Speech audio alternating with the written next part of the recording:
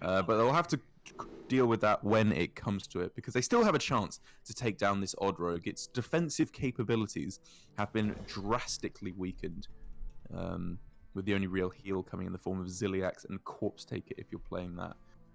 In addition to the obviously infamous Vicious Scale Hides later on. I gotta tell you, Derek, double Novice Engineer in that opening hand, though. Yeah, it's looking sweet. Spicy. And a bounce as well. Surrender's going to have no trouble completing that quest this game. However, Mario's off to not all too bad of a start as well. Obviously, he wants to get the quest completed as quick as he possibly can. But just getting down that Town Cry, just for a little bit of chip damage, maybe to clear off the board so Sonya isn't quite so devastating. Every little helps in this matchup. He just has to try and get the damage in.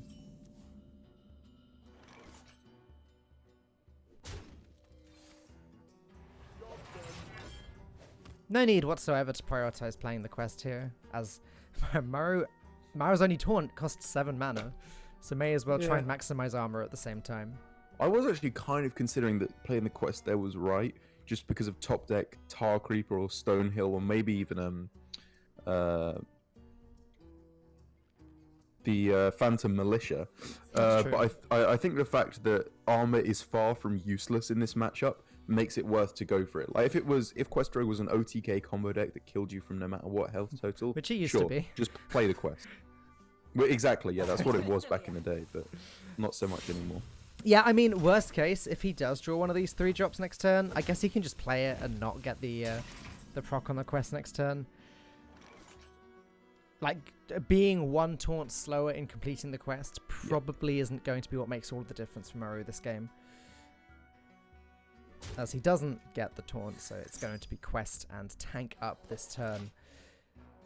So Surrender, as I said, isn't going to have any difficulty completing the quest, but it might actually be a little bit harder than it seems to actually finish Maru off later. I don't know. Completing the quest with these Novice Engineers, it just always finds you the answer. That's not even really a thought anymore, but I agree. Actually finishing off an Odd Warrior can be difficult when you start factoring in the Super Colliders as well as all the taunts they've got in place. I think the situation where Surrender will really start to turn it around is when Maru realizes he has to go on the offensive himself, when he has to start pushing damage to face, play Sulfurous and try to close out the game. Then his own defensive capabilities are weakened somewhat.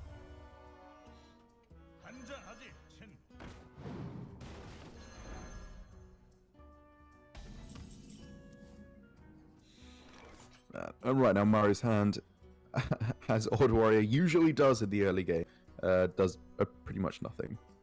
This seems particularly bad, though, doesn't it? Like, there's, like you said, there's Stonehills, there's Tar Creepers. Phantom Militia's not really a card that you'd love to play this early, but even Blackboard Pixie would supply some sort of board presence, some sort of way of starting to deal the damage to Surrender, but Maru just has nothing. It is very interesting to see the way that Maru approaches it, though, because I would, already, I think a valid line of play to consider would have been you go Town Cry on 1, Quest on 2, Shield Block on 3, try to find some minions, just draw through your deck, don't worry about armor so much.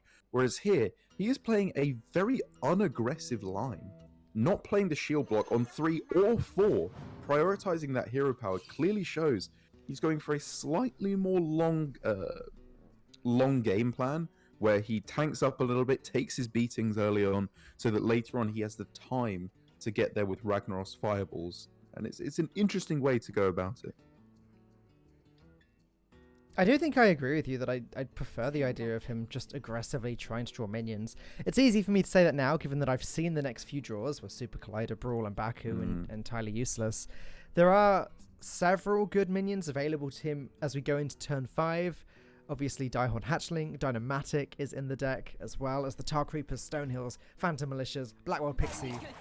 Like, he is getting pretty unlucky, even Ziliax. He's getting pretty unlucky to have not drawn any of those cards.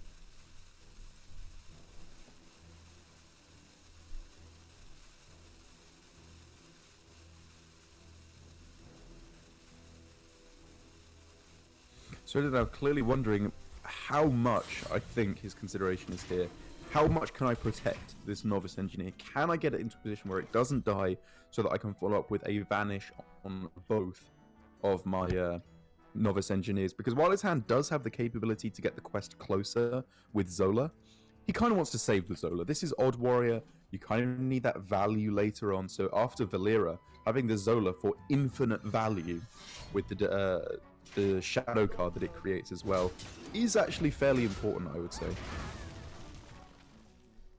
And so protecting that Novice Engineer was far from useless, but with the Panda being picked up as well, this is just looking like a dream for Surrender. It is just falling into place. Shadow Step straight after that as well. Whew. So he can just complete next turn if he wants to. Mm-hmm. He needs to think about how he wants to do that with relation to how many minions he has in play. Because if you bounce, so if he can't, oh no, he can't play quest next turn as it currently stands. That's right. He can he complete needs it, one but more he mana can't this play turn it. or next turn. Yeah. Because his options are Shadow Step, replay the Novice, play the Panda, in which case next turn he'd have to play the Novice for 2. Exactly. Leaving him with 4 mana to play the Panda. So, you know, and he's not going to rely on drawing a preparation to do that quicker, and he just doesn't need to, frankly. So he is going to just go ahead and play out that Zola. I guess he's thinking he's not going to need the infinite value later on, because at this rate, he's just going to kill Maru quite quickly. Both Vanishes available in his hand as well, so those boars can really rack up the damage. Well, this is like the two decisions he had there right at the end. Like after he played Zola, I was kind of expecting him to Shadow Step the Zola back, because that is the lower tempo play, to be sure, because then he has to spend 3 mana on playing the final Novice Engineer with replaying the Engineer in hand, Zolaing it, playing it again.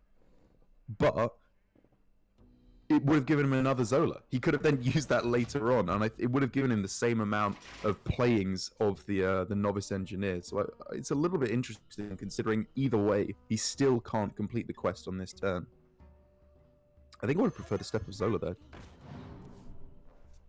But I guess this way he can load up the board in a more impressive fashion on this turn, and then follow up with the quest on turn 7 and hit for a lot of damage. That's true. That's true. Loading up the board here may even bait out one of Maru's board clears already, and Maru is building up a fair amount of board clears in 2 Brawls and 1 Reckless Flurry. Absolutely. But the amount of pressure Surrender can put on the board definitely will outlast the board clears.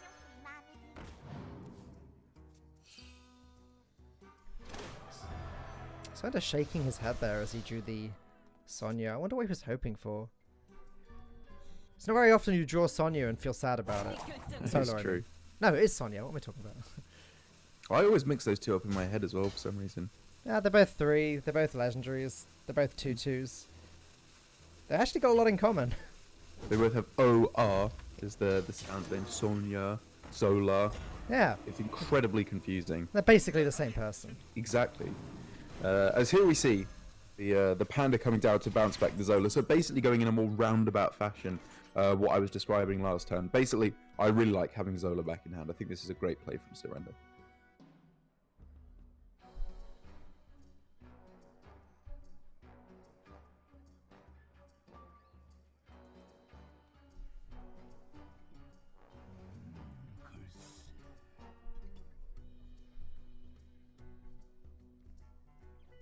If that was Surrender's game plan from the beginning, it was a little bit risky. Yes, I agree. It could have been Dynamatics or something like that. But I guess then, to further extend the thinking, what can Odd Warrior do to deal with 1/2/2 that isn't extreme overkill? Like from where Surrender's sitting, okay, if you use a Dynamatic here, it means I can stick a board next turn. If you use a Shield Slam, excellent, you've used a Shield Slam. There's, I think it could have been seen as baiting out powerful removal, and then if it does stick anyway, brilliant, you have a Zola in hand, you're happy as Larry.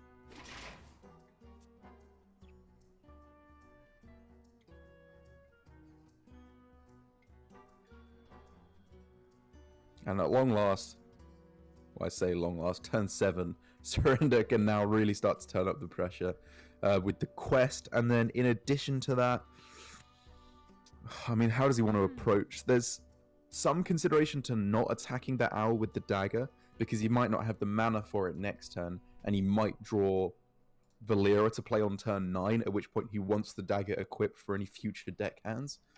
But I think maybe I might be getting a little bit too into the tank there. As he's against an Odd Warrior and he's completed the quest. He can just start hitting his opponent, and it can only be so wrong.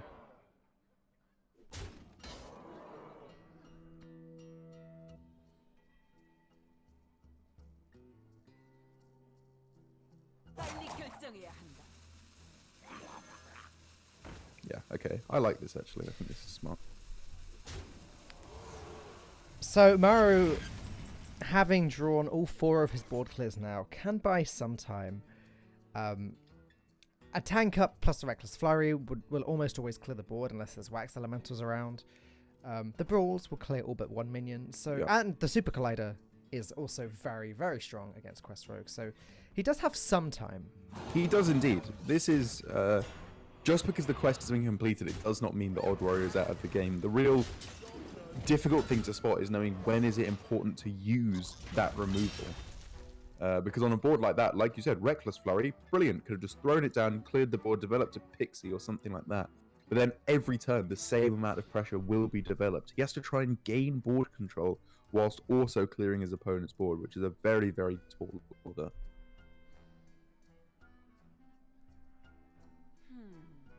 It's also worth noting that the fact that he's going into turn 9 next turn, and he's only drawn 1 taunt from his entire deck so far.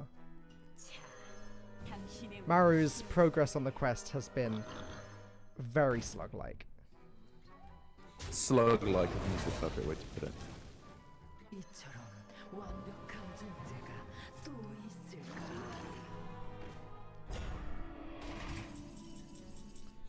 And this board is looking significantly more threatening. It's very Super Collider proof, isn't it? It is indeed. Oh, that isn't an interesting decision though from Surrender, because weirdly enough, even though Sonya is always touted as the real MVP in this deck, like the real overpowered card that kind of makes this deck viable because you can complete the quest so early, I actually find that later on in this particular matchup, or kind of any slow matchup, Zola is more valuable just because, yes, you can create a huge amount of value in one swing turn with Zola and clear your opponent's entire board if they have minions with 4 or more attack. Zola is just such continual, gradual value that means you never, ever, ever run out of stuff once you get Valera in play. But maybe you don't have that time against Quest Warrior. This is not a completely passive regular Odd Warrior. Maru has the ability to kill Surrender unless he makes relatively quick plays. He does eventually, but he does have to sacrifice a lot to get there. Like, by playing the Sulfuras and getting that Ragnaros hero power, he does sacrifice the ability to tank up. Yeah. Which sort of makes an opening for Surrender to kill him much faster.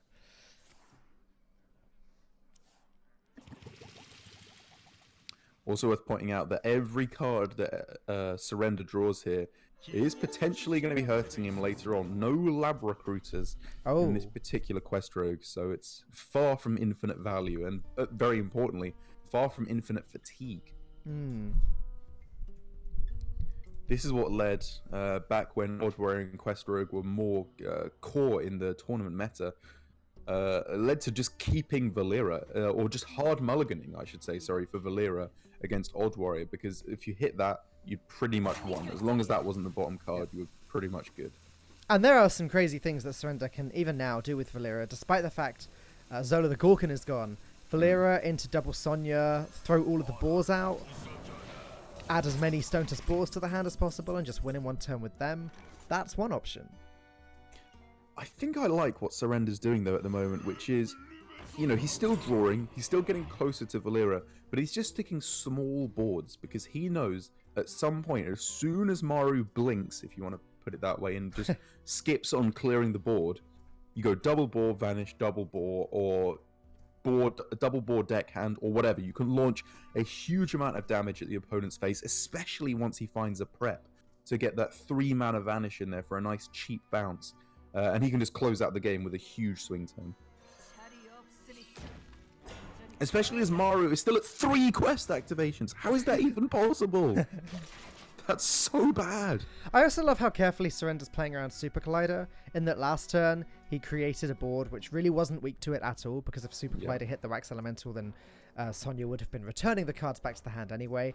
Yep, Now yep. he's freezing Maru's face. He's got another Glacial Shard, so he could freeze the face again. Or Yeah, maybe he Shard doesn't could be want to really play around important. it this turn.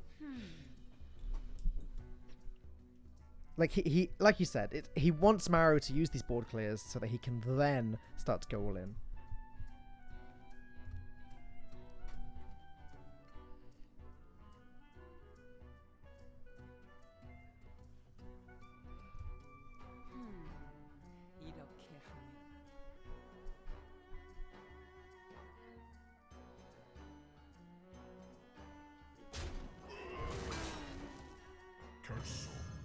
Yeah, I like as well from Surrender here, holding back on the Vanish. I guess with how many cards he has in hand as well at the moment, it wouldn't really come together all too well, bouncing the cards back to his opponent's hand. He needs to, well, I guess first of all, hope there is no clear. But if there is a clear, he needs to just chill for the moment, get this chip damage in, and then later on hit them with the triple charger, prep Vanish, triple charger.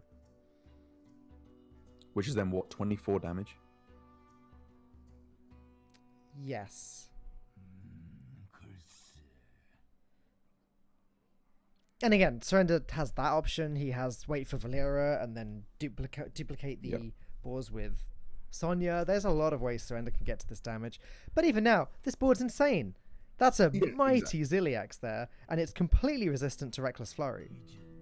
It's not often you see a Ziliax magnetizing with itself. It's it's kind of dirty in a way. I don't know if I want to see it. I guess Maru could go tank up Shield Slam Reckless Flurry if he wanted to. Yeah, that's what I was looking at. But man, Shield Slam and Reckless Flurry are such useful resources.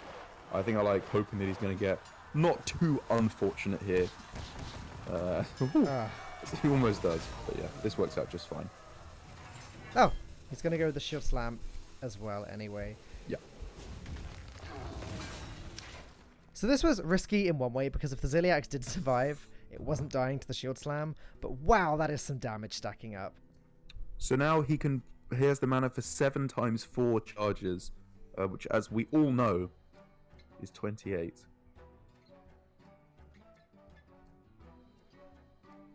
So it's 2 off lethal, I believe.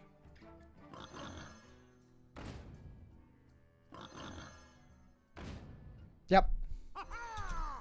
Just checking and double checking that, but yep, I've come to the same conclusion.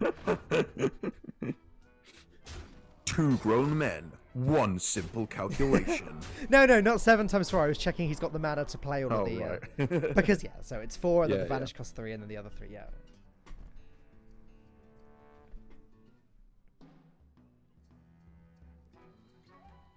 And yeah, there's just no reason to not pull the trigger now. He's got 2 copies of Vanish. Even if Maru does create a board next turn, he can just Vanish again.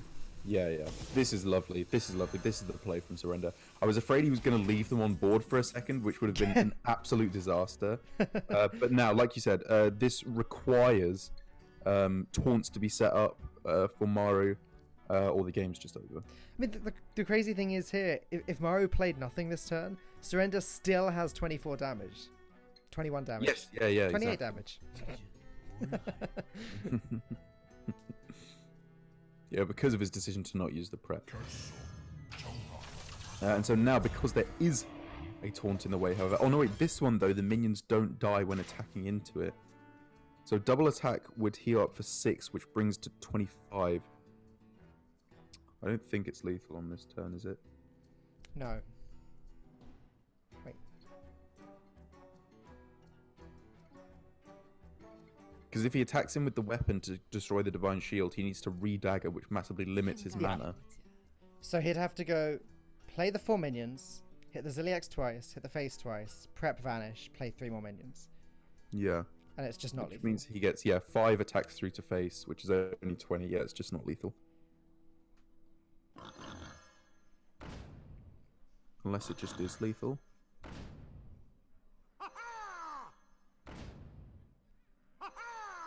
No, it can't be, because, like you said, it's 5 attacks to face, and Ziliax heals back up to, well, more than 20. Yeah. It's the relevant factor here. 25, yeah. It's 5 off lethal.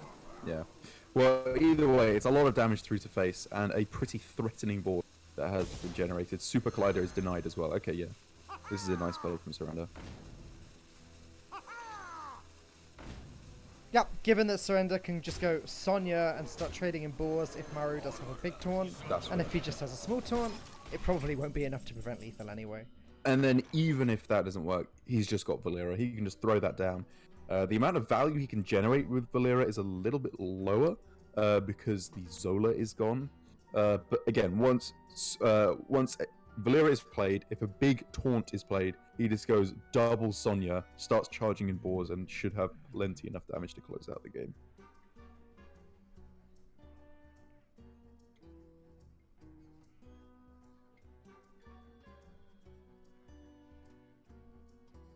It's very nicely set up in the tank up Reckless Flurry still doesn't prevent lethal because of the exact lethal coming from the boars and the weapon. Yeah, it's looking to me that the line of play, well, it doesn't have to be this, but tank up, flurry, and then Dire. Yeah, going with the Direhorn Hatchling, just because, I mean, what else could possibly be done here? He's so on the ropes here. And the Nightmare is, even as he's finally getting sort of close to completing the quest, what difference does it make? Yeah, it's ridiculous. At some point he has to play that Warbear. And at that point, Surrender will probably have Valera down and can just go Sonya and create a million boars in his hand. Yeah. So Surrender, the real decision here is he wants to play that Valera. He really wants to get that down in preparation to make some disgustingly strong plays. But that's letting up on the pressure. That gives Maru the time to start tanking up, maybe getting out of range of dying to a boar OTK. It's a really tough choice. But then if he starts developing his minions and they're cleared by Super Collider, Brawl, whatever, he's run out of stuff. He doesn't do anything. I feel like it just has to be Valera here. Surrender is running out of cards though. Like, it's starting to enter that rocky territory. Yeah.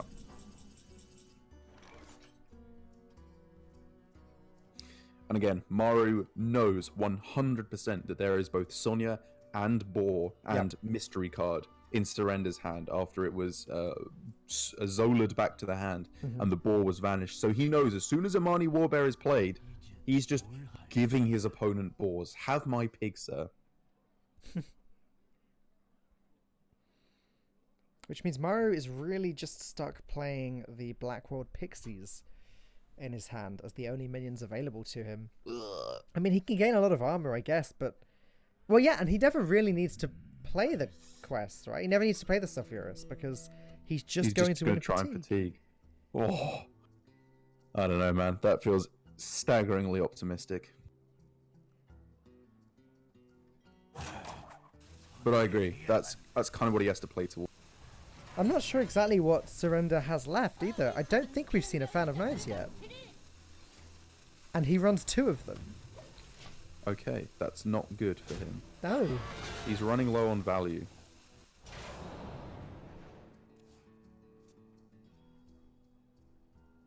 And there you go. Draws himself closer through to fatigue. Well, in his mind, he loses to fatigue anyway. He just needs to win as quickly as possible. Shadow Step helps a lot. Ooh. Does it? He's got no more vanishes, no more charges. This boar is his final charge minion. What has he got left in his deck? With 3 cards left, it's 1 fan. It's not a minstrel, is it? Oh, he's got a prep. He's got a prep left in there. Oh my goodness. Like, it's doo-doo. This deck is complete garbage. He has Fan of Knives, prep, +1, which, as you said, maybe minstrel. And I think this is what I was saying earlier on. Sonya is just not that good late game in this matchup, whereas Zola is the stone cold nuts. Yep. I think that might have been a slight mistake to throw that down earlier on from Surrender. So Sonya goes ahead, develops the biggest board that he can without using up his win condition. But wow, Direhorn Hatchling is looking great here. I imagine Maru's going to just deal with this board with the Super Collider, drop the Hatchling, and Surrender can't do much about that. Yeah, I like the look of that as well. Like, yeah, okay, Maru takes 4 damage this turn, but he puts a 3-6 in the way. And as it happens, 3-6 is a great body for preventing Sonya from doing anything. It's just perfect. Yeah, 3-6, it's such a lovely armor total, like you said. It doesn't die to weapon hit plus minion. It's the dream.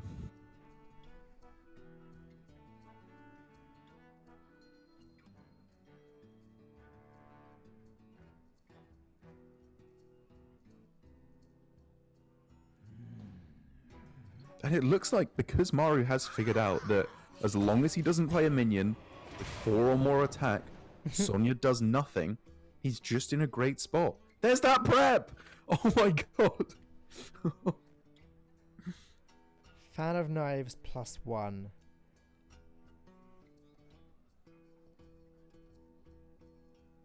man. It's not the other scale height, is it? It's either the second scale height or second Elven Minstrel, I think.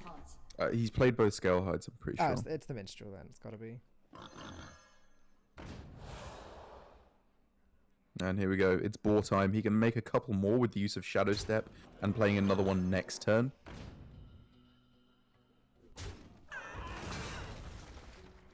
And this 4-1 boar is a little bit annoying. Maybe it tanks up a Super Collider hit on its own. Yeah. Ooh. That is looking to be the case, because if it survives, then it can... Well, Surrender can use Sonya twice Yes. to return 2 of them to the hand. But Maru can now put up a bunch of taunts here in the form of the Phantom Militias.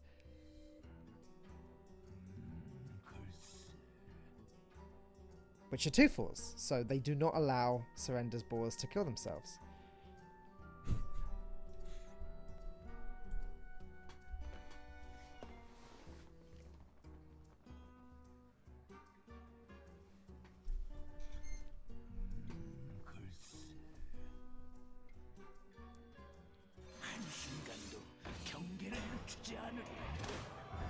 And there it is. With his opponent having 2 cards left in deck, the quest is finally completed for Maru. But the win condition that we initially hypothesized at the start is very different to where he's found himself, relying completely on just fatiguing his opponent out. Maybe Sulfuras is the final death's blow. It makes you wonder if he even should have kept the quest. It's a fair point. I think usually it's worth keeping. Like, it gives you a victory often enough. And there it is. I mean, it's something. It's a 4/4 body. Like, you take it. You do? You're not happy about it, though. I'm not sure. I'm trying to work out if Surrender actually should have played that Phantom Knives this turn or not. I guess if he wants to put 3 minions down on the board to play around Super Collider, then sure. Yeah. It's just looking kind of over for Surrender. He just didn't keep enough value throughout the course of the game. And imagine if that Sonya was a Zola. I know I keep bringing it up, but every turn it would have been Boar Zola Zola Zola, Boar Zola Zola Zola. Every turn.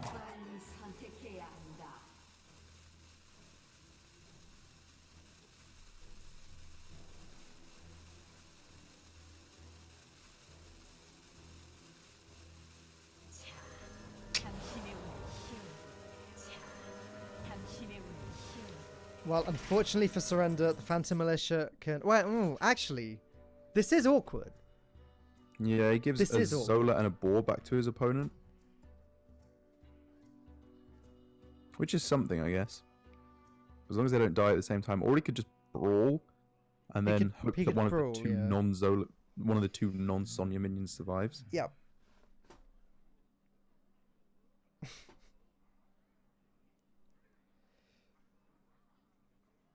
And this kind of begs the question from Surrender, why did this happen now? Why didn't this happen a bit sooner? Like, your opponent clearly isn't going to be playing any big minions into it.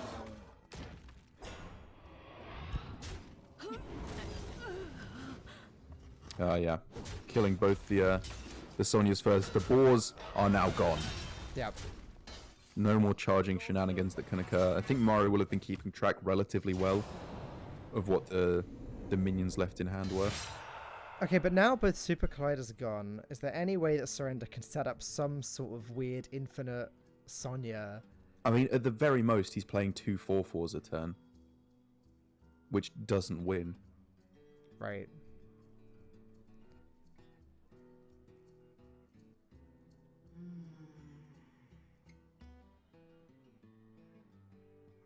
Wow. Surrender got so close. He looked like he had everything going for him when he had both boars and both deckhands. Yeah. And both vanishes. Does just kind of beg the question as to what went wrong. Hmm. I mean, I guess that's the other big decision, along with how he didn't save his value very well. He had the ability for an OTK combo. Maybe he should have more aggressively, I don't know, or played the vanishes differently. It was a really complicated turn because, you know, like we were saying, you can either vanish first, which means you miss a bunch of damage, but you miss a bunch of healing. Or you vanish after. Like, it works out pretty much the same way, but they have a Zilliax if you vanish first. Yep.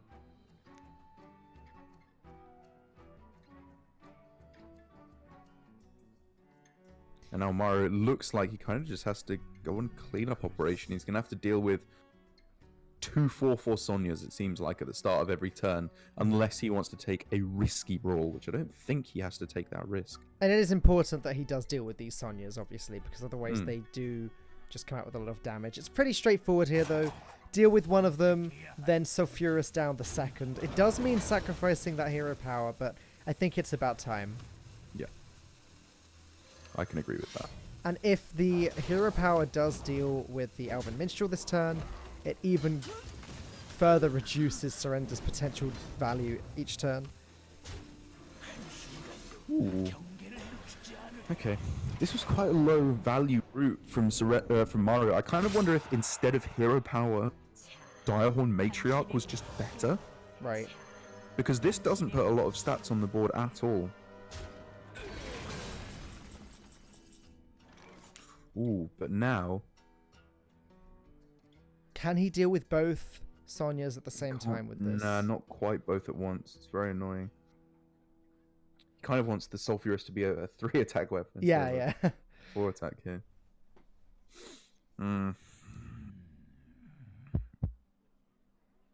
But I guess you can, if he's happy to forego a Sulfuras, a Die Insect hero power, he could attack him with the weapon, attack the 2/2 into the other Sonya, sorry, the 2/3 into the other Sonya, and then just Dynamatic Matriarch.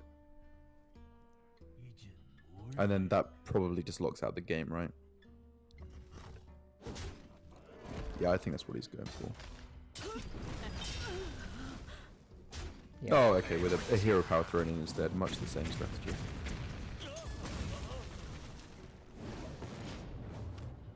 He knows there's no charges. He knows it's only a prep left.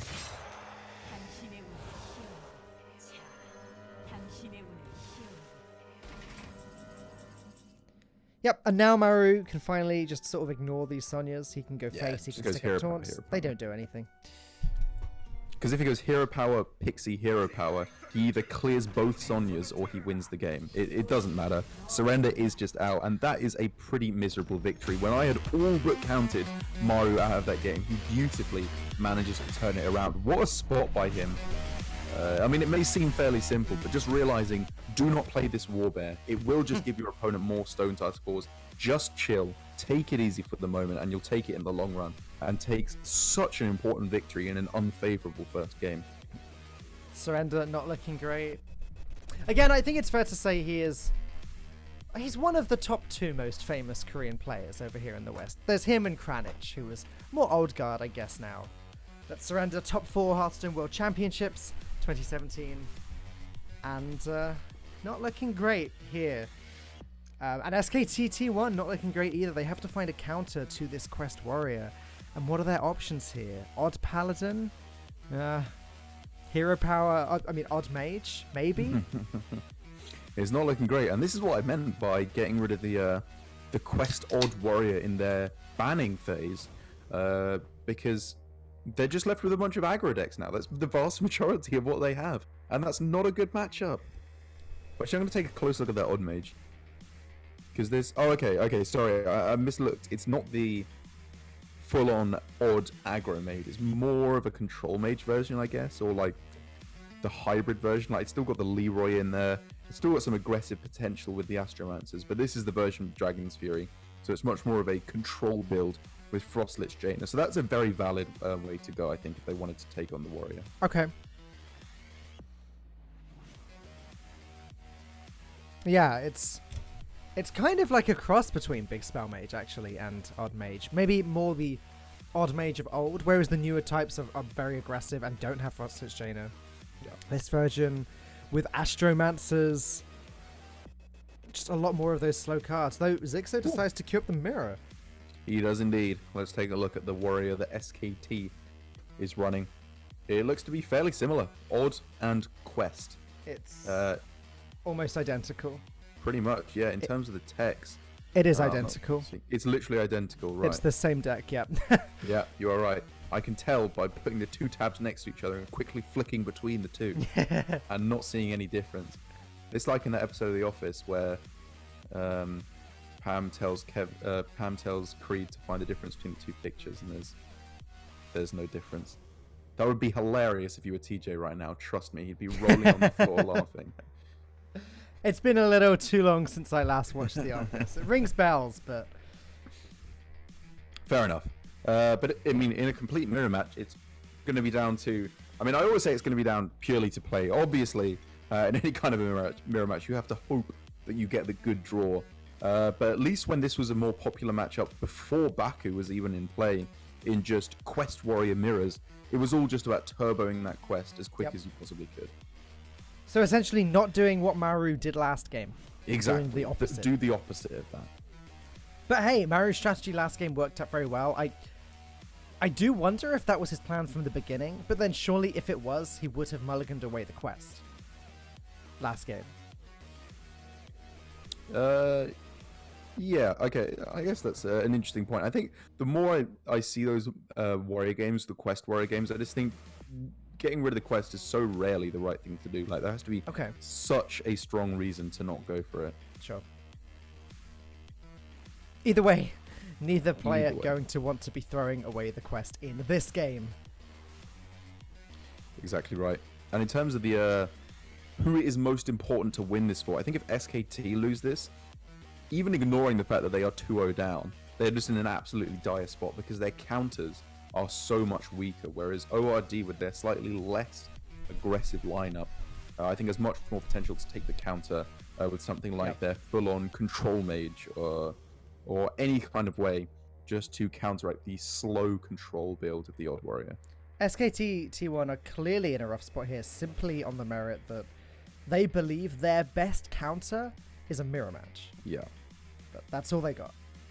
In a format where they had 4 decks to choose from, they chose the mirror as their best bet. Yeah, I mean, I am just honestly starting to think I disagree with SKT's banning phase. Like, they have mostly aggro decks, and they banned away mostly combo decks. Like, I would be very interested to hear their reasoning, because I currently don't see it. As we see the Zixo special of only being able to capture the middle part of him on camera, what with him being such a long boy. That's okay. When he leans forward, we can just about see his forehead. Oh, it's gone again. Whereas with good old Derek Brown, no camera is large enough to capture my forehead.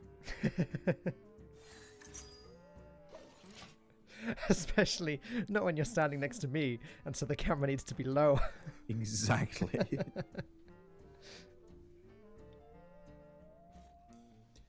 Interesting point already from Zixo. Got himself kind of actually in the same situation that Maru was in last time, where he plays the guy on turn 1, the Town Crier, and then does he play the quest on turn 2 in order to set up for quicker quest completion.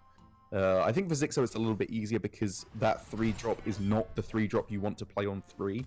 You want to play that on turn 6 or 9 in order to get multiple echo plays of the Phantom Militia. So I think I like this from Zixo because that is the way that you turbo through your quest in this matchup. But Maru, unlike last game, drawing all of the taunts this time around. Stonehill Defender for his pick of the litter. And that's not a bad selection. Yeah. I like the Direhorn Hatchling a lot. You can argue that the Matriarch kind of dilutes your pool because you want to find removal to get the fireballs to go face. But I don't even think that's a really valid point. It's a 5 mana 6/9. It's the nuts. That also shuffles another taunt in the deck, and if your priority is exactly. completing that quest quickly, then that can only be a good thing. Short. So now this is 3 taunts, 6 taunts, 7 taunts, arguably. If the Phantom Militia is played for the full 3 value, this is everything Mario needs in hand to get the quest completed already.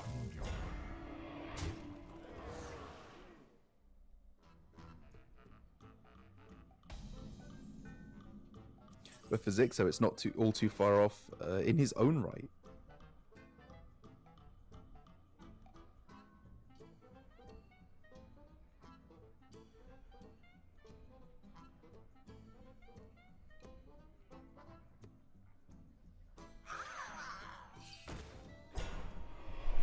It's a very weird battle for board going on here. It's a very pathetic battle for board. It is, isn't it? It's like when the 2 really nerdy kids in your class in secondary school just got a little bit too aggy and started trying to fight each other, and they just don't really do much of anything. Yeah, I always lost those fights.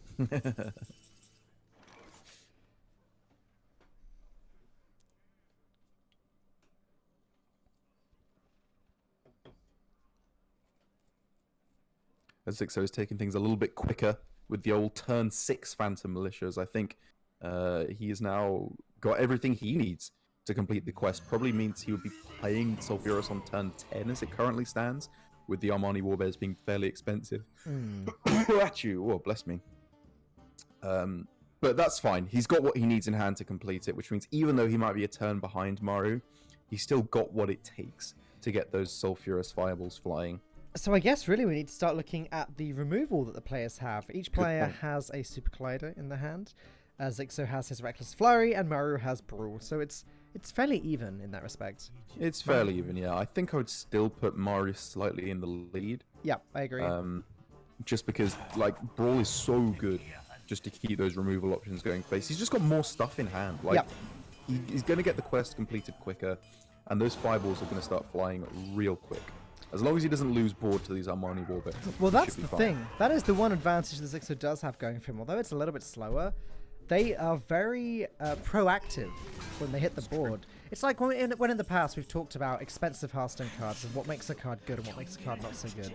If an expensive card does something the moment it hits the board, we generally consider it a little bit better. And actually, Armani Warbear does do something as soon as it hits the board. It deals with one of Maru's minions for free.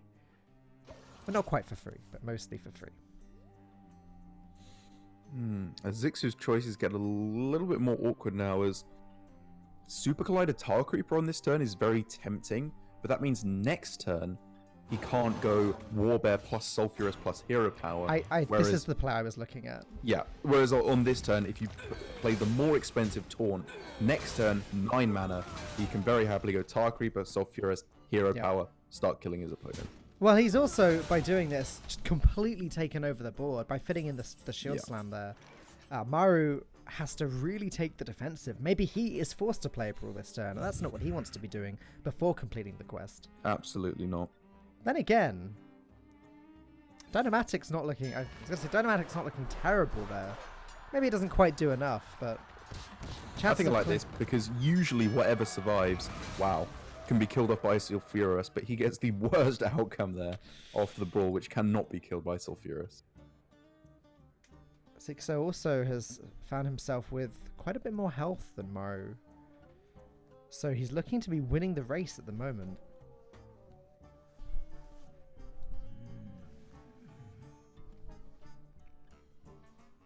I don't think Maru has much of a Sorry, choice. go ahead. I was going to say, I don't think he has much of a choice. I feel like he has to just play the Sulfuras here, or he gets so behind.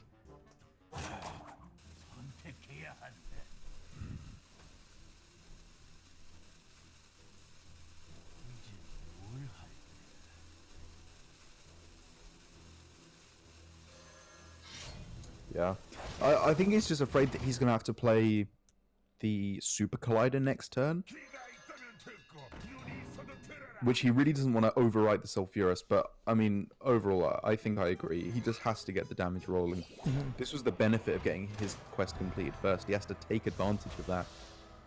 But now, despite the fact that he completed the quest first quite easily, Zixo sends the first fireball in this matchup, and it is going only one place, directly to that dome. Oh, that was such a strong turn. Mario does have strong turns available to him, though. Like, I'm staring at Ziliax and Dynamatic and wondering if on turn 10 he can afford to play those together. That's a lot of lifesteal. That's also potentially a minion cleared by the Dynamatic's effect alone. Another minion cleared by the Ziliax buff trading into something. It's just these 2 5 health minions. It's so annoying for the Sulfuras. Yeah, he can shield slam one of them, but doesn't quite do enough.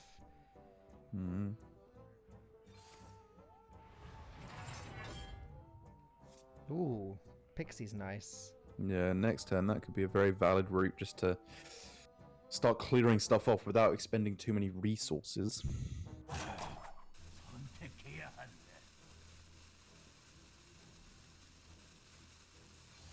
Wow. Ooh. Can't even hero power again. But there we go. Finally, the good outcome. It doesn't for matter. Mario. It literally didn't matter because he's shield slamming it anyway. Oh, right, yeah. Fair point. And he would rather just get that damage through to face. Yeah, I guess that, yeah, he doesn't have any other way of getting armor. Shield slam there, where it just doesn't do anything for the rest of the game. But that pickup of the Stonehill Defender for Zixo is just absolutely gorgeous to make sure he can keep up his defensive capabilities and get that damage through to face every single turn. So Maru has to play Dynamatic Ziliax, but the Dynamatic clears up the Stonehill Defender. It clears it, so he can't get any health, yeah. And obviously the Iron Beak Owl will just deal with the Ziliax buff. Yeah.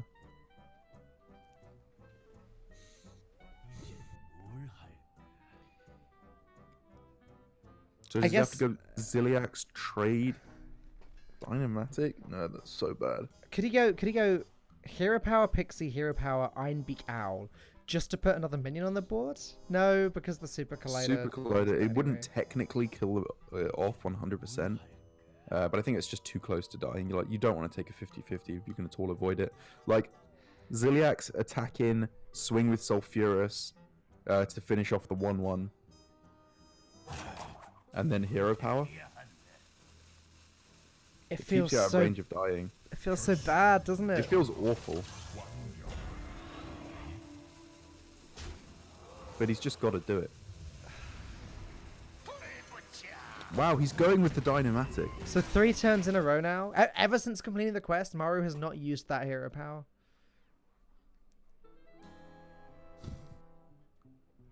This is the benefit that Zixo gained himself by playing those Warbears nice and early on, gaining board. I completely underestimated how good it would have been. As Zixo is 1 damage off lethal, he can start chipping with the Super Collider for a 5-mana Worse Light's Justice. But instead, he's holding back on the Reckless Flurry.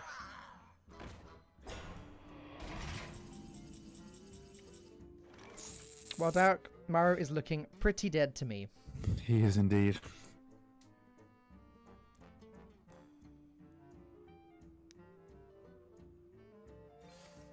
Okay, if this hits a minion and he can play the Pixie and then the hero power hits a minion again, then Zixo has a 50-50 for lethal next turn, and otherwise only sets Maru to 1. It's just so over. Like, no matter what happens, whether it hits the minion or not, Zixo has pretty much just got this game. This is why he should have chipped with the Super Collider last turn. That's what I was saying. He'd have 100% lethal here. Well, there we go. Oh, Game there over. we go. He's got it no matter what. Zixo managed to win a very important game, making up for his mistakes on Tuesday. He now evens this series. But, like you were saying before, ORD do have good counter picks for this Quest Warrior. Yes, they do indeed. That was a very, very, very important win for Zixo. The counter potential is more so there.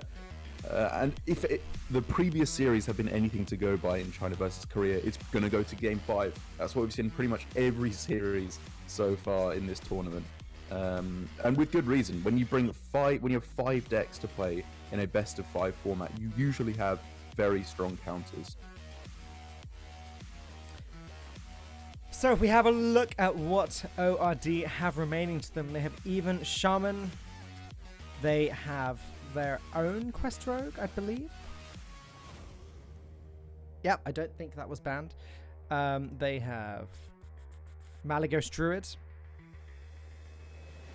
They have Control Mage. It's the older big spell variant. Mm-hmm. Yeah, and I believe that is the decks that they have remaining to them.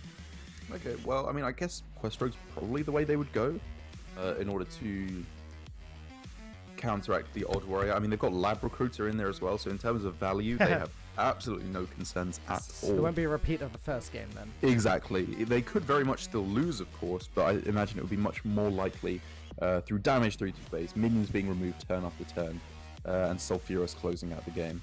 Yep, it's going to be the Quest Mage. It's quite a Quest Rogue. Turning into Lorinda. Or Lorinda, yeah. Yeah, this is a build that is much more equipped to go into the super late game. It does cut a bore, which means that the kind of play that Surrender could have made in the last game is limited with the bore, deckhand, vanish, bore, whatever, all that nonsense is severely reduced in terms of how much damage it can do. But the late game power is so much stronger that all ORD really needs to do in this game, I think, is just make sure they're not losing board early on, make sure they don't take too much damage from an early quest completion, and they should be just fine. What I will say is that if ORD do win this one, then it looks like this will be another series that goes all the way to Game 5, because SKT T1 have Odd Rogue in their lineup. They have other aggressive decks that should be able to take down the Quest Rogue with ease.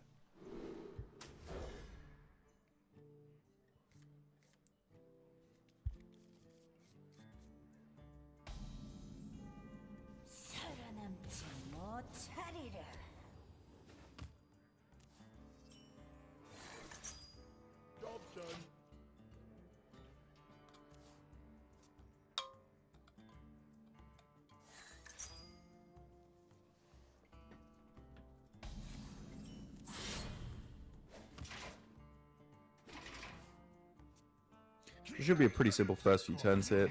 Zixo trying to get minions on the board, complete the quest, which he very much has the ability to do so much more than Maru in the first game of this series.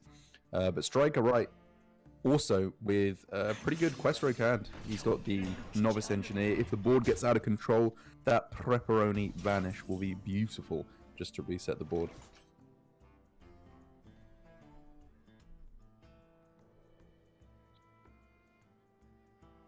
Zixo, though, playing this with a much faster hand than Maru had earlier. In Zixo's case, we actually did see Phantom Militia on turn 3. We see a second Phantom Militia that Zixo may want to save until turn 6, or even just dump onto the board next turn. And we also see the Imani Warbear, which for Maru was his only taunt available.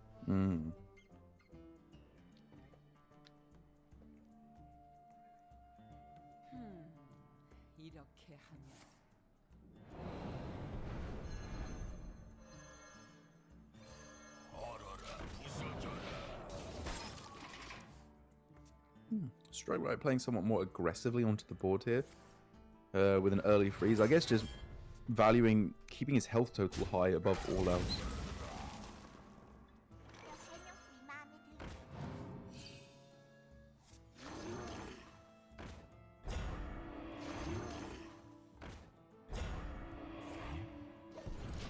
Racing through the quest, though, with the Wax Elemental. Like you said, playing really aggressively.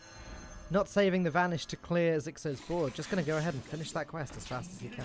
This is incredibly aggressive, and it also gives Zixo quicker quest completion as well. Giving him back another Phantom Militia means he can go double Militia this turn, double Militia next turn. Really start to turbo through that quest, which is more than a little bit scary for Strike Right.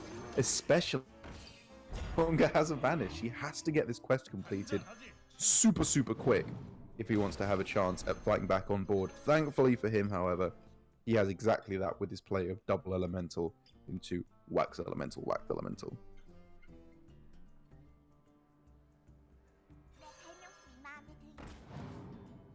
Yeah, I love this play. Spend all your mana, get your stuff on board.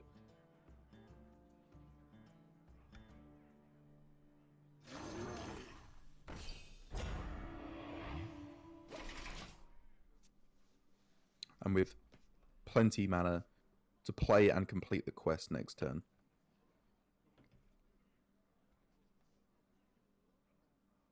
However, Zixo has full information that the quest is able to be completed next turn, so he has all the information he needs to know clearing on this turn is pretty important. How he does that, though, is a little bit more difficult. That's the hard question in this situation, as attack Reckless Flurry feels absolutely awful. Yeah. Alright, he's actually going to take a more defensive route. Clears one of the minions. Let Strike Right go ahead and complete the quest. I was wondering how risky Dynamatic would have been that turn. Because as long as one hit the Divine Shield and one hit the Novice Engineer, that would have been a full board clear. Yeah, okay, fair enough. Maybe worth considering, because while Zixo's play was had much less risk involved, he knows that it was not going to end out that well for him. He gets his board pretty cleanly dealt with here by Strike Right, puts himself in a lovely position to, as long as he doesn't lose out on card draw, completely dead for the next few turns, Strike Right should just be in a lovely spot.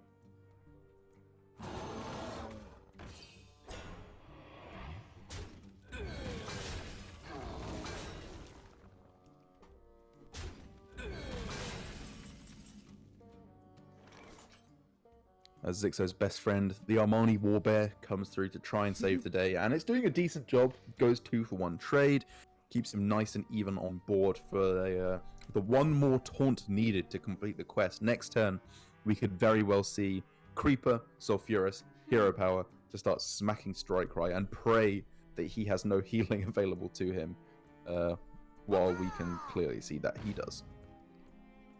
Armani Warbear is legit. It's a great card. Is it? I mean, it's been doing very well in this series. It's probably the best I've seen it be.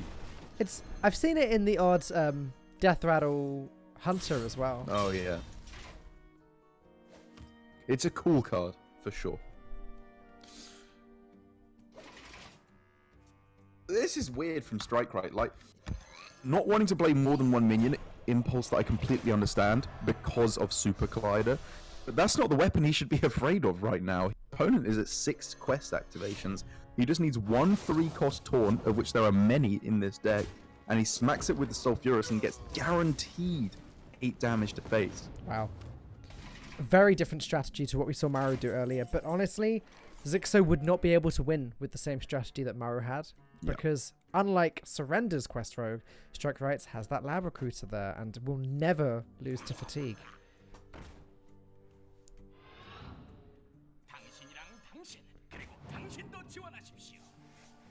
Yeah, lovely play from Strike Right, keeping this in hand.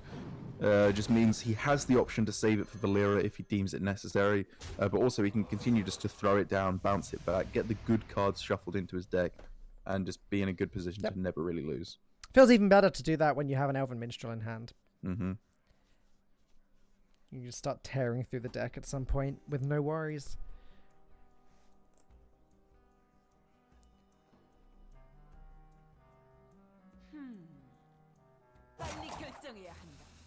That said, Strike Right isn't going to be killing Zixo anytime soon. He has this one Stone Toss Boar, but thanks to the many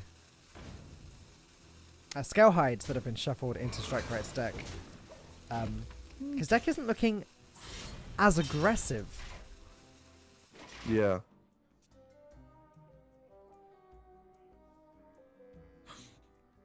Was that a slight mistake for Strike Right there to play the boar on the right? Would he rather have the boar or the Vicious Scalehide survive against a Super Collider?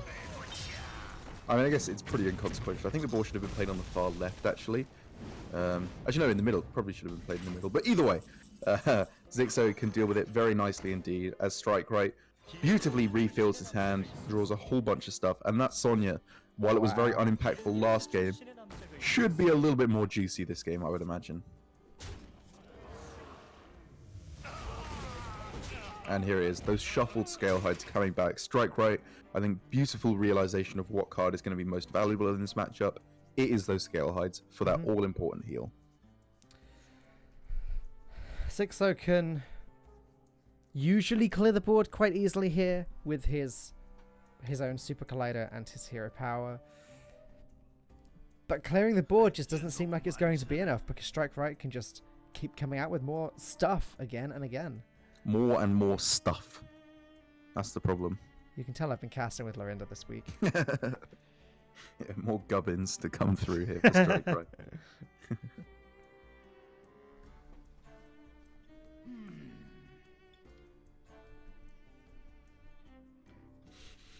And now for Strike Right, his hand is really nicely positioned to be good both with and without Valera. If he finds it in any close situation, he can quite happily just throw it down, get that constant value with Zola, just go scale height Zola every single turn. But if he doesn't, his hand's still doing quite a lot. Wow, Zixo opting to go with the Brawl there because he doesn't want to hit with the Super Collider, because he didn't want to allow the Scale Height the heal, yeah. Yeah. And I don't think he wants to play any minions either to deny any Scale Hides from hand. Yep. He needs some armor so that he can play Reckless Flurry at some point and deal with even more Scale Hides that way. Yeah. But oh wow, I love the Zola on the Minstrel there. Strike Right just trying to draw as many threats as possible. Yeah, Zola being used early in this matchup, well, I said it was very useful earlier on. I think for a couple of reasons, it's less likely to be useful here. First of all, this game probably won't go on until Fatigue. It's probably going to be over one way or the other before then.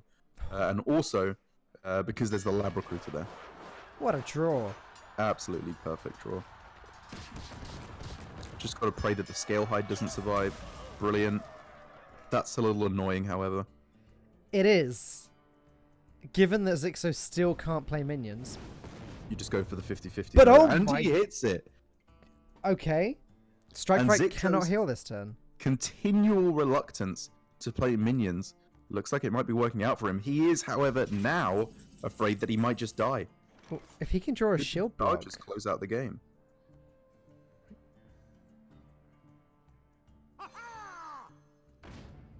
Strike Right doesn't have lethal just yet. If Zixo can draw a shield block and go shield block Reckless Flurry, then he'll have a 50-50 for lethal? Mm-hmm.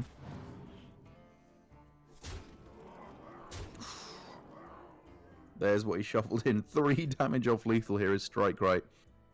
Zixo's got himself in a situation where through not playing minions, getting those removal cards, and getting every point of damage through to face, he has a shot at lethal. Playing the deck hand here first, however, stops Super Collider from being able to be used to increase the odds. Ah. I think this is a really smart play here. It looks like overextending, arguably, but I think Zixo is in such a bad spot here that you can justify going for it. So, Zixo wants to draw shield block to clear all but one of these minions, or failing that, he's got 2 attempts thanks to the Black World Pixie. Playing out Sonya as well. This is such an all-in effort here for Strike Right. It's going to have to be two hero powers. Yeah, I don't think that changes things. No armor to be gained.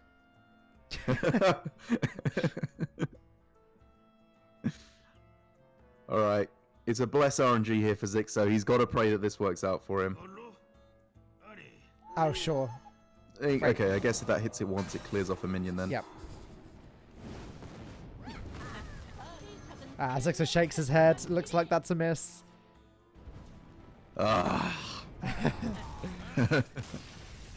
What a game. Clearly Zixo did something terrible in a past life because Karma has decided he is not worthy to be the victor in this game as Strike Right takes a very important counter-queuing victory there, as that is the way that is supposed to go, bringing himself 2 games to 1. With the quest stroke, however, I think the SKT here are in a much nicer position to be able to find a strong counter. Yes. Again, they have Odd Paladin, as I pointed out earlier, as sort of the obvious pick. Their Odd Paladin runs 2 copies of Witch's Cauldron rather than a Divine Favor. Completely forgot the name of the card for a second. And I personally quite like the Witch's Cauldron tech, especially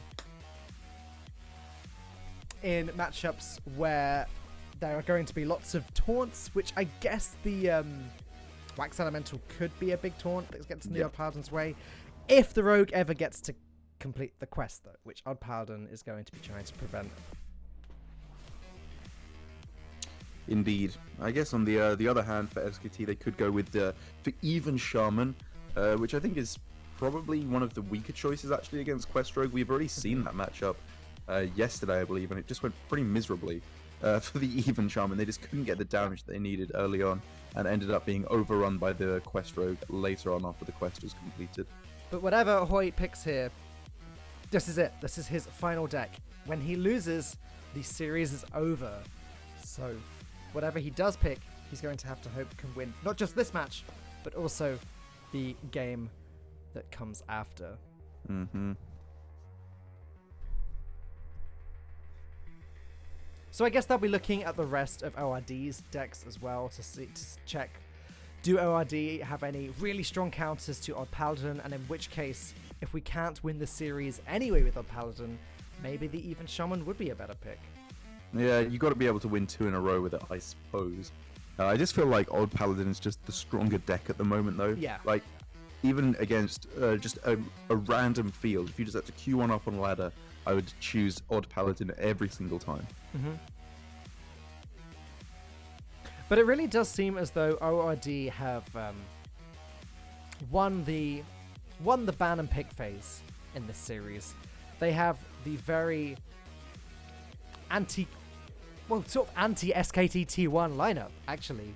As we saw, Zixo did get quite lucky in that he won the Odd Warrior Mirror, the Quest Warrior Mirror. It shouldn't necessarily have gone that way. And for all intents and purposes, ORD have been favored this series. Yeah, I agree. I think SKT, their banning was just weird. Like, it just didn't make sense to me. Maybe there's something I'm not understanding about this format that they've clocked onto. But they've just given themselves very weak counters. Like against the Warrior, like you said, their best matchup was a mirror because it was all weak aggro decks that they had left over. Yeah, either way, with the Odd Paladin here as Hoy is bringing, if there was going to be anyone on an aggressive Paladin piloting me to victory, Hoy would be pretty high up on my list. Sorry, I've just fallen even more in love with Sir Anoyo in Korean. What did he say? Annyeong, annyeong, annyeong. Oh, that's very cute. Come on, Derek, you've seen Arrested Development. I have seen Arrested Development. You know hello in Korean. Yeah. That's like the one word I know in Korean.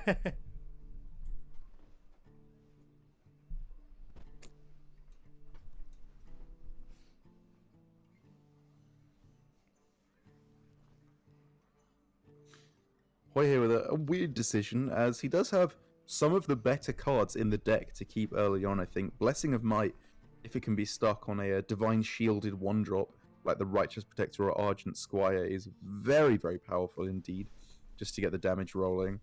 I guess he's feeling that the Corridor, this isn't quite the matchup for it, even though it is pretty much the nuts in a lot of matchups.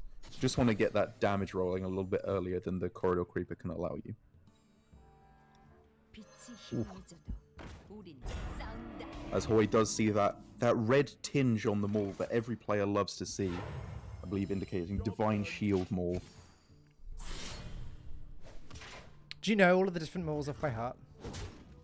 I do know the mauls off by heart, I think. Can you tell me what colour they are now? The blue one is 2/1/1s. Yep. The yellow one is Taunt. Yep. And the white one is plus attack? That's funny how nobody seems to know what colour the plus attack one is. You might be right. I don't know for sure. But I asked Gia the same question, and she said, she said blue one, the yellow one, the red one, and she said the other one is plus attack. Yeah. Well, it's just the boring one, right? Like, well, the Taunt's the bad one, but it's a meme because it's so bad at this point. Yeah.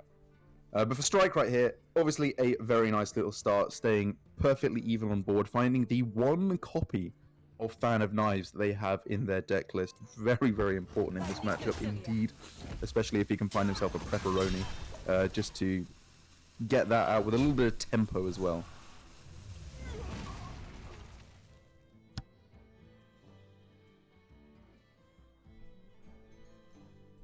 Fan of Knives is one of those texts that appeared in Quest Rogue primarily back in the Giggling Inventor days of this deck, I think. Partly because of how prominent Odd Paladin has been, and obviously it's going to pay off in this one. It's just a case of knowing when is the correct time to use the Fan of Knives. If anything, it's not even as risky to hold on to it anymore as it used to be, thanks to the fact there's no level up in this deck anymore. Yeah. And Hoy clearly smells that Fan of Knives from a mile away. Because I think a lot of players there would have just slammed Lost in the Jungle hero power. Let's go wide on the board. Next turn we can follow up with the Divine Shield Maul to get that benefit rolling of the sustainability that Divine Shield affords you.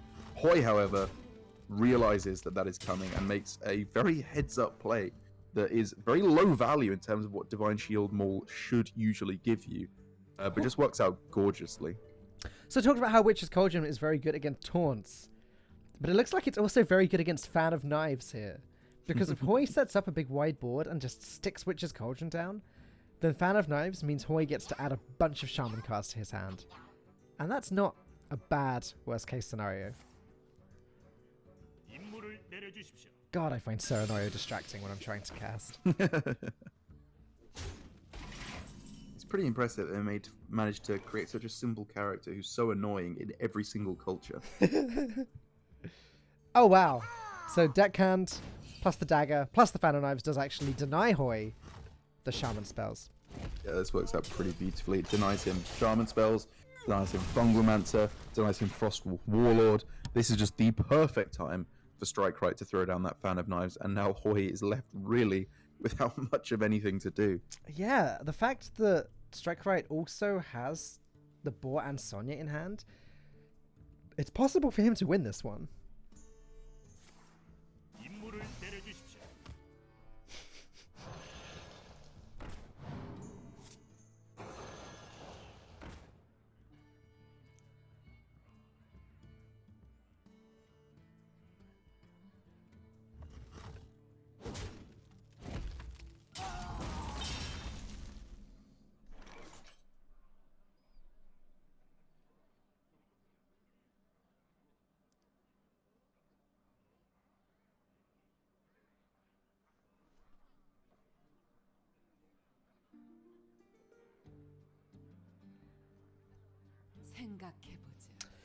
So this turn is a little bit awkward for Strike-Right. He doesn't quite have the mana to play Vanish yet, and even if he did, he'd want to save that for a bigger board. He doesn't really want to throw out the Novice Engineer if he has no way of returning it to his hand. But okay. Now he could go Zola and then Shadow Step the Zola. Yeah. Oh, okay. Yeah. I was going to say before that, the Zola definitely looked like go, but now the classic Sonya step in order to get those boards rolling. This looks very much like if he sees a super scary board right now, fine. You just vanish it away. Don't worry about that. Don't even deal with it. And then next turn, you can just let rip very happily with the Sonya board to get a very nice, easy quest completion.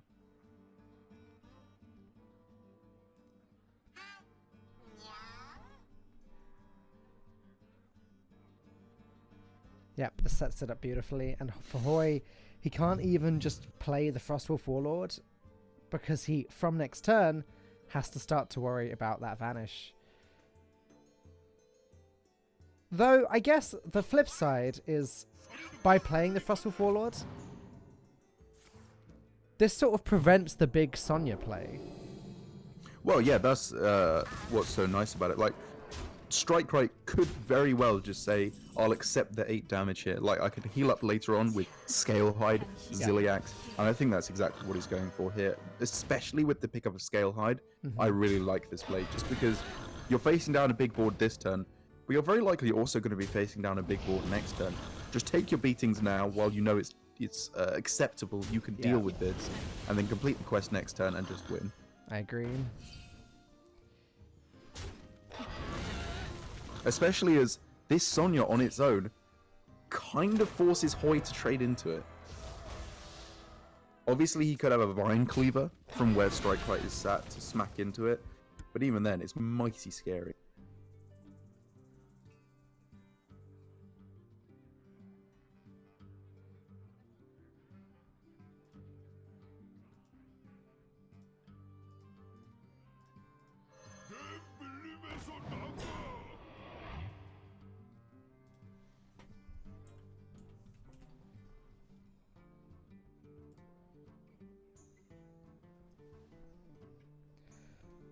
And these minions just aren't really doing all that much for Hoi here from the Stonehill Defender.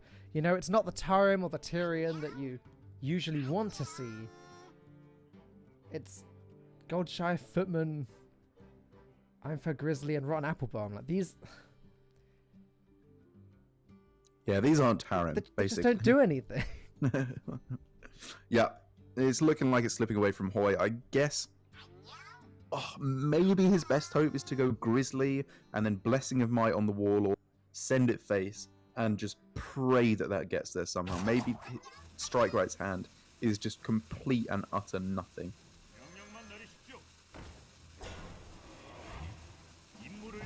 Yeah, I mean, okay, this does a similar thing anyway.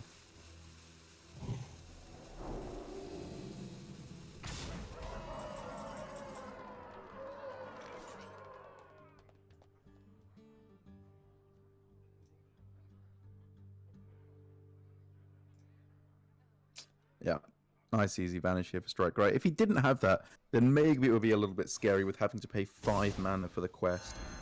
But yeah, this is just lovely and easy for for Strike Right here. As There was a big reaction from him there. yeah, is he saying he could have sacrificed in the boar first and just got it back to hand? Well, in that case, why did he play the boar at all?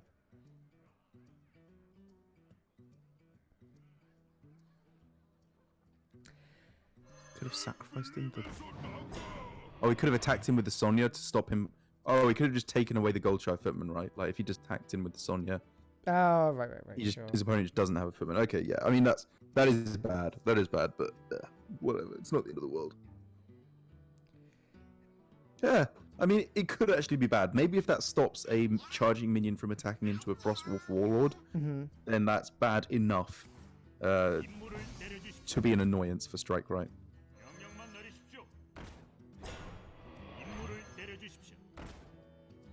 Strike Rate's getting so close to stabilizing here, but Quest plus Bitterhead Hydra only puts him back on 13 health while clearing 2 minions. It looks like it's just about safe enough for now, but he's on the knife edge here. He is, and he really does want this scale high to survive if at all possible. But then again, Hoi knows that there is a Sonya in hand, so he knows that if he plays any big minion that this and doesn't kill the scale high, then it will just be infinite charges coming in to take out his entire board. But that does mean Hoi has to do what? Raid Leader and then trade 2 of his Silverhand recruits into the Bitter Tide? That which doesn't will seem then great. Put Strike Right back on 21. So his play could be Raid Leader, trade everything in, or Raid Leader, Firefly, Warlord, Frostwolf Warlord, then trade everything in, and hope that the Frostwolf Warlord gets to connect face. Because if he doesn't, he knows that the Sonya is in hand, and so if he plays any big minion, his entire board gets decimated. I think this is his only play.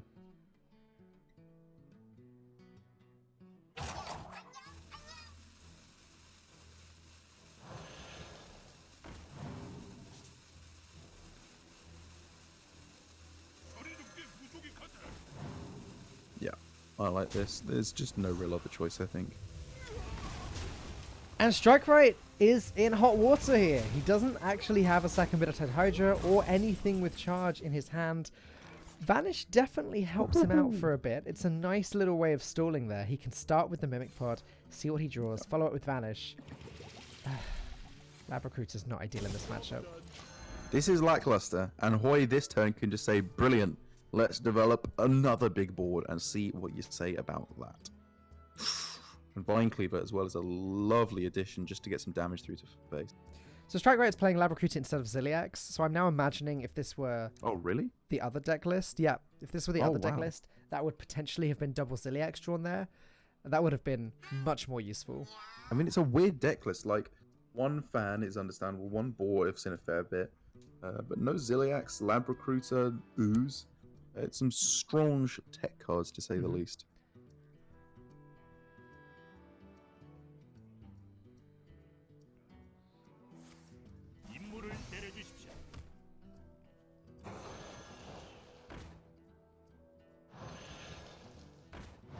Yeah, I think I like this from Hoy. I think that the Tyrion there was a little bit too vulnerable to Glacial Shard, which is what he really needs to be playing around at this point. Whereas with this play, he is obviously making a 9/9, which is vulnerable to Glacial Shard, but he gets way more other stuff on the board. Is this going to be just Sonya Zola? He goes Sonya Zola Brewmaster to like bounce back the Zola back to hand. Yeah, that's better. Yeah, this is nice. Because he can play the he can play this, and then he can play Brewmaster, and then he could replay Solar if he wanted to make a very wide board. Gonna Lab Recruiter the Glacial Shards instead. Not the best target for Lab Recruiter in this matchup. Again, that would be the better Tide Hydra, but this could do some serious work against Toy's big minions, like Fossil Warlord, like Baku, like Tyrion. Vicious Scalehide, not the Bittertide Hydra. Do I keep calling it Bittertide Hydra, don't I? Yeah, you do. Why am I doing It's an that? interesting blind spot. Vicious Scalehide, yeah. Indeed. Whew, as Cauldron being picked up, that's a little ray of hope here for Hoy. Obviously, his main avenue to victory is still sticking that big board, but with 16 of stats, sorry, for Strike Right on the other side of the board, sticking a big minion is becoming less and less likely for Hoy. So maybe hoping for some kind of a miracle with Bloodlust or Stormbringer off the Cauldron could be the way to go. But then again, he does want to play Raid Leader, and the Violent Cleaver on this turn has a very strong couple of plays.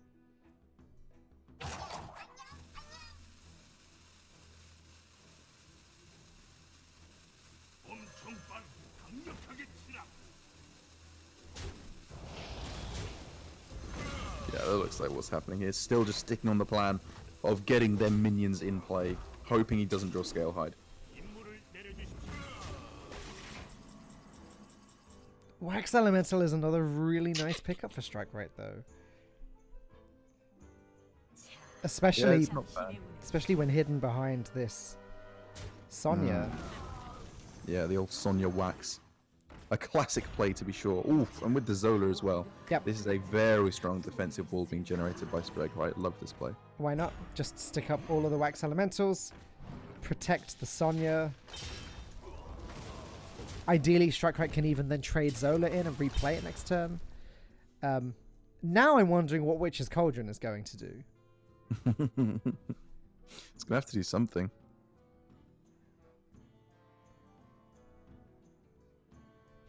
And as ever from good old Freddy Hoy, absolutely no reaction whatsoever. He is stone cold. And now Wax Elemental's being shuffled. The Strike Right here, I think you could argue, yeah, that's not quite high value enough of a target. Like, he needs draw. He just wants to draw card draw. So shuffling more cards into his deck really does dilute it for the moment. But, I mean, his board is just so strong. He develops so many minions. It doesn't really matter at this point. And it's always ice fishing. It's always ice fishing. Does that doesn't get literally anything, does it? That's No. a nothing card. Okay, that's Well, a I thought that little was better. another one.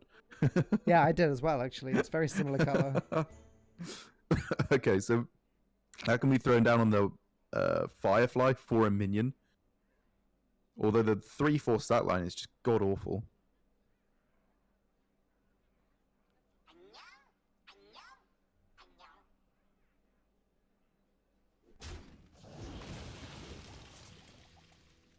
Oh, Tidal Surge deals with Sonya. Yeah, that's lovely.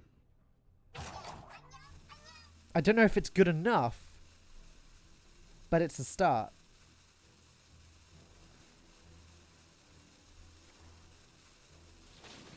It does massively limit the amount of value that Strike Right has, but it does little to limit the damage that Strike Right has, which is one of the real big concerns here for Hoy. He can tank 20 damage right now, very close to just lethal, but a pickup of prep, as I do on the spot tongue twister, does mean that Strike Right's hand is very, very, very little value. I guess it's going to be bounce the Zola, the Wax Elemental, play another Wax Elemental. This is the only real game plan here. Is there something he can do with the Lab Recruiters? The fact that he's got no Minstrels available is really not helping. But what if he bounced the Zola, Zola the Lab Recruiter, Lab Recruited the Zola?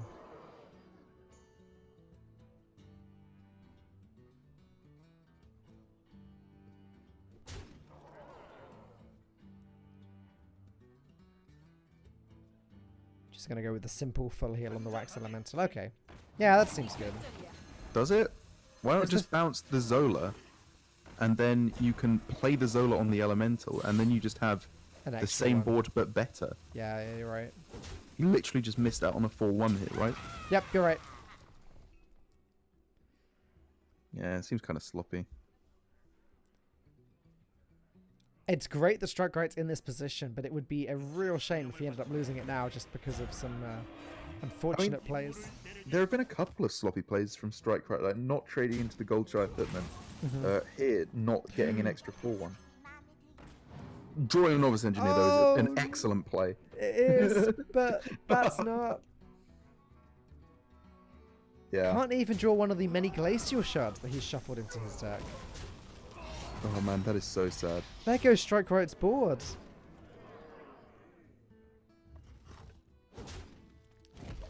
I'm not even sure how I feel about the dagger going into a minion there, because if dagger went face, the next turn Sets it up would... lethal. Yeah. Yeah. I mean, it's still setting up lethal technically at the moment. Yeah.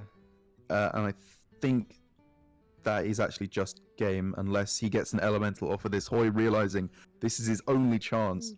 To Kalimos. No, it's all he has, because there's just 12 damage, and it's the only way to stop it. He has to hit Alakir. Does Blaze Caller do anything? Did he play an elemental last turn? I'm not sure. I'm trying to work out if Kalimos does anything. Yeah, I'm not sure if he did. Has to be an absolute miracle right now. It's Blaze Caller, but it's not active. Okay. Right. And Strike Right takes the series for ORD. Unfortunately for SKT T1, that is them eliminated from Korea versus China.